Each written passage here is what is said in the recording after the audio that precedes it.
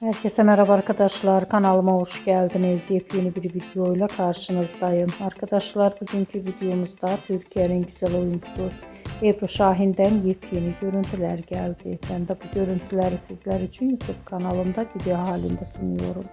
Umarım beğenirsiniz. Arkadaşlar videomu beğendiyseniz kanalımı izlemeyi ve bildirim butonuna basmayı unutmayın. Şimdilik benden bu kadar olsun. Yeni videomuzda görüşmek üzere. Hoşça kalın.